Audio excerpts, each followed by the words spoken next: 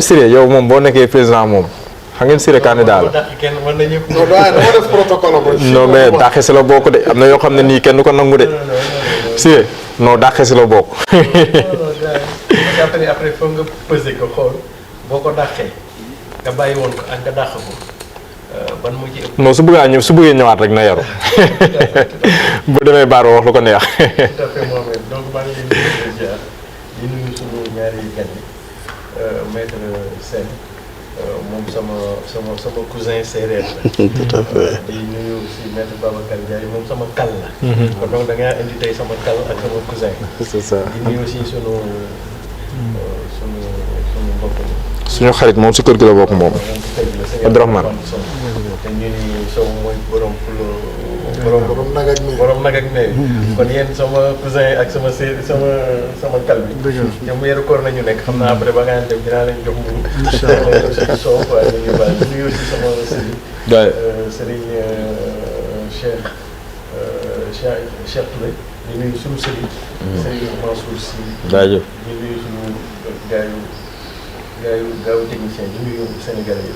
effectivement affaire Juan bi d'abord man am naa ci ñetti niveau jàngat. premier niveau bi mooy factuel bi. bi ci des jàngat la du point de vue juridique et administratif jàngat bi beneen bi du point de vue disons politique quoi disons le comme ça politique et médiatique quoi. maintenant du point de vue factuel loolu du lu bees ci régime président Macky Sall. 2014. Olivier Sur mi maître Olivier Sur moom moo doon avocat wu Karim Wade. moom ci su ba ñuy def sommet francophonie 2014. 15e sommet. waaw président Macky Sall dafa terewoon mu dugg ci Sénégal ba ñu ko laajee muy waa ji li muy wax ci affaire CREI yi parce que waa ji daan toog fële te France. naan CREI yi juridique d'exception la jooy waa ji mu dina ko jooy fu ne. tey tamit cas bi amaat mu àtte ko maintenant léegi li ma koy analyser du point de vue administratif léegi effectivement boobu j'abonde dans le même sens que Sow. xam nga lu tax parce que Juan dañu ni avocat ci sa liggéey kenn du la toppee ay kàddu yooyu wax. mais loolu dafa fekk nga nekk en plaidoirie. bu dul plaidoirie leneen loo wax ce n'est plus l'avocat c'est le citoyen mais biir plaidoirie moom. nga sol sa touche. kenn du la toppee dara bu ñëwoon plaidoirie mu ni Macky Sall tyran la. kenn du ko toppee dara. parce que l'avocat est libre par essence bu ñuy def plaidoirie kenn du ko toppee ci li muy wax.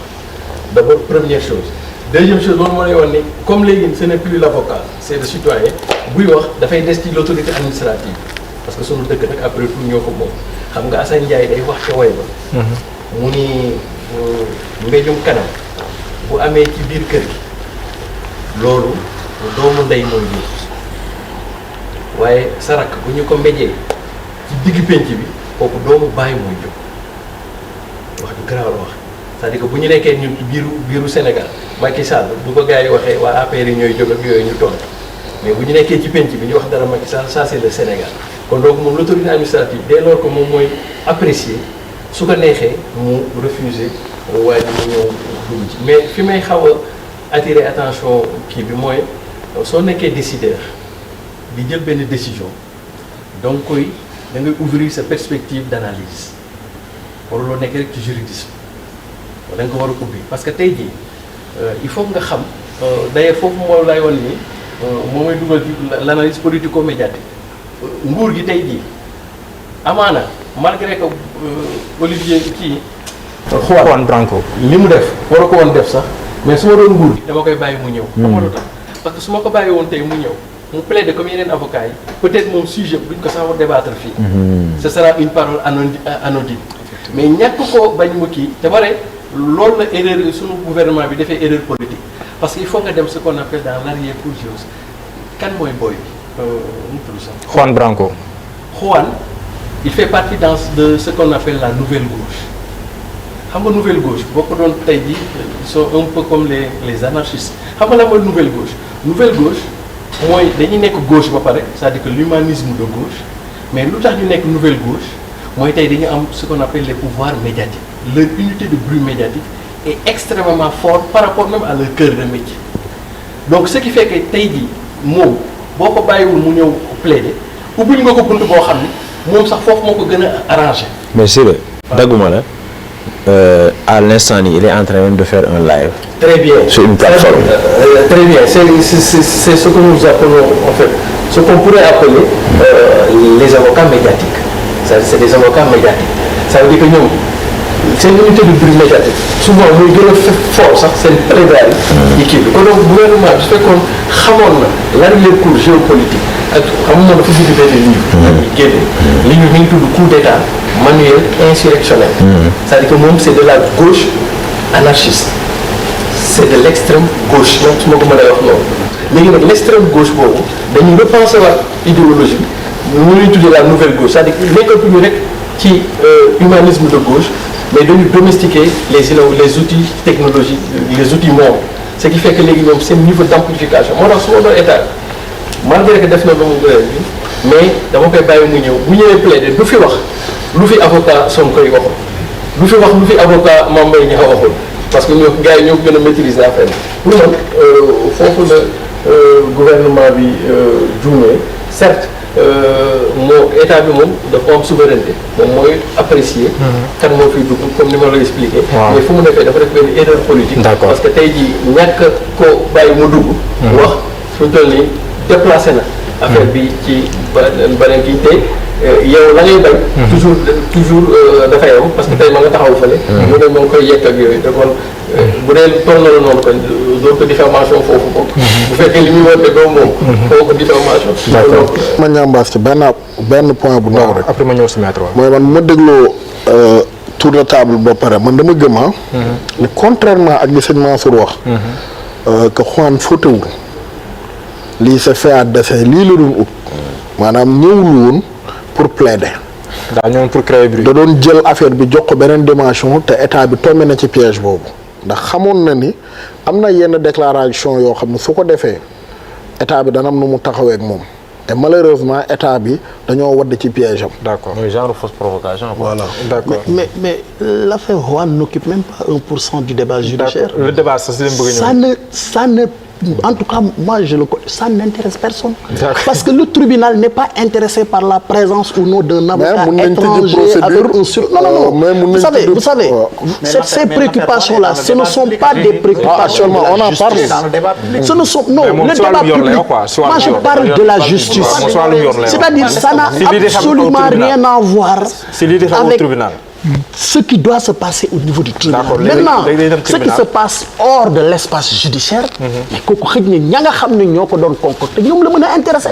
mais man par exemple acteur de la justice démb li ma intéressé woon mooy li sama justice di rendre ma xam ko. Maintenant tout ce qui est en dehors de l'environnement juridique kuy taxaw def say live.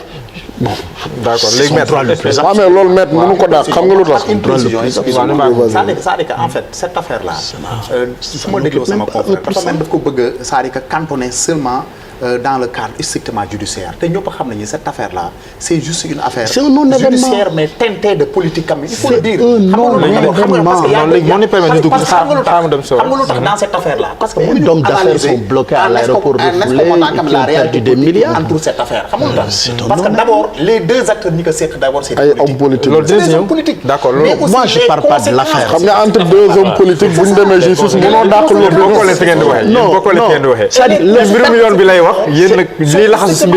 Le gouvernement n'a commis aucune erreur. On est un État souverain avec des conditions d'entrée dans notre pays, comme si c'était en France. Je vous dis, moi j'ai tout récemment un neveu qui est allé au Canada. Bi mu demee mu manqué ko benn papier. Il a été tellement correct devant le policier. Le policier dafa am benn sensibilité. Il appelle pour dire vraiment votre gosse là est très bien éduqué, mais moi je suis tenu par la loi. La loi c'est la loi, mais elle est dure, mais c'est la loi. C'est-à-dire que il y a pas d'état d'âme. État amul état d'âme. Tey boo demee aéroport peut-être que am na des hommes d'affaires yoo xam ne nii tey delloo nañu leen fekk ñu doon ñëw ils ont perdu des milliards c'est des milliards. Je dis bien c'est le citoyen. Moi je raisonne en termes de citoyen. comme ni ñu ko waxee. mais xëj na bu ñëwoon ci ba ci biir nga may ma même foofu sax. peut-être xam nga dafa am lu mon confrère wax léegi. xam nga avocat dafa wax ay les règles de courtoisie. Nous notre profession c'est vraiment. C'est la plus belle des professions ngeen baal ma xam nga lu tax. non du loolu xam nga ñun y a pas des avocats. il y a un avocat. yéen ñëpp benn ngeen. Un avocat moo am. parce que dañu am ay règles de courtoisie charmantes. wax nga ko léegi. Un avocat man tey su ma génnee Sénégal di plaider ji quel que soit pays bu may plaider. dafa am lu gàllu suma ndodd. moo tax am na débat bu ñu fi yëkki woon amuloon sa place am bu fekkee nous avocats on respecte nos règles de courtoisie mooy lan te li may wax mon confrère xam na ko dañ ne la un avocat même à l'intérieur du pays on l'applique soo génnee dem plaider ji la première des choses soo ñëwee mooy tu dois faire la visite de courtoisie au bâtonnier de l'ordre des avocats. si réew mi nga dem. waaw tu dois aller faire la visite de courtoisie au chef de juridiction et de parquet ci fi nga nar a plaider ji mais mieux même à l'interne man tey su ma fekkee mon confrère Ndiaye. dans un dossier parce que bu amee benn avocat bu constitué wu rek la courtoisie et la confraternité m'obligent à lui écrire pour lui dire je souhaiterais me constituer à vos côtés si vous n'y voyez pas d'inconvénient. Et il me dit oui confrère je vous l'accorde et à partir de ce moment il me communique l'ensemble du dossier de notre client.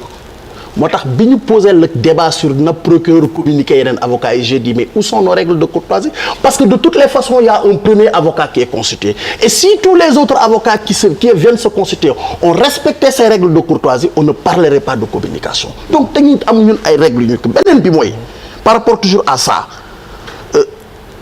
un avocat c'est l'élégance c'est la prestance am na lu Siré wax léegi mais il faut le prendre avec des pincettes c'est vrai on a ce qu'on appelle l'immunité de plaidoirie c'est comme vous voulez la liberté de la presse mais ça a des limites man mon immunité de plaidoirie ne me permet pas d'être à la barre et d'insulter Sow non parce que un avocat c'est par essence l'élégance et la prestance moo tax ñu am lu ñuy wax un conseil de discipline sous le couvert de l'ordre des avocats c'est pourquoi moi je dis man en tout cas personnellement je suis intransigeant avec le respect dû à nos institutions je suis intransigeant avec le respect dû à mon ordre man quel que soit alpha l'ordre des avocats moo tax je ne peux pas du tout cautionner cette sortie de Ousmane Sonko à l'encontre ak keneen ku ko mënoon di def aussi dama ko parce que nous le bâtonnier mooy suñu symbole.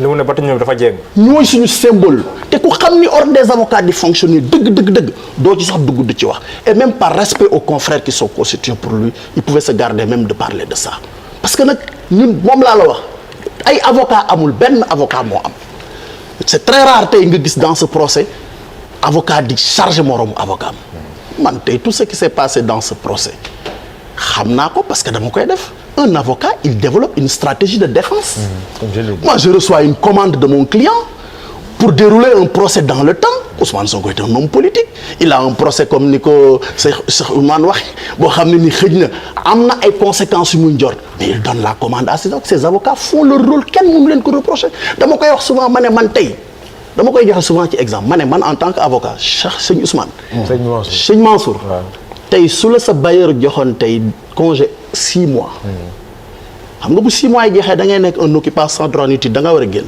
soo ñëwee 10 mois sa soxla ne kat da nga fa bëggoon desaat lu mat 4 mois 5 mois 1 an parce que da nga war a tabax sa kër te paregul man en tant que avocat dinaa développer une stratégie à partir du droit pour te maintenir durant ce temps là c'est ça un avocat on ne peut pas reprocher ça à un avocat donc il faut ñu xam loolu moo tax ñun entre confrères on se comprend mais maintenant c'est l'opinion ñi nekk ci biti xëy na mën nañ bañ a comprendre. d'accord maître d'accord léegi maître ñu ñëw vraiment loolu dama ko doon leeral.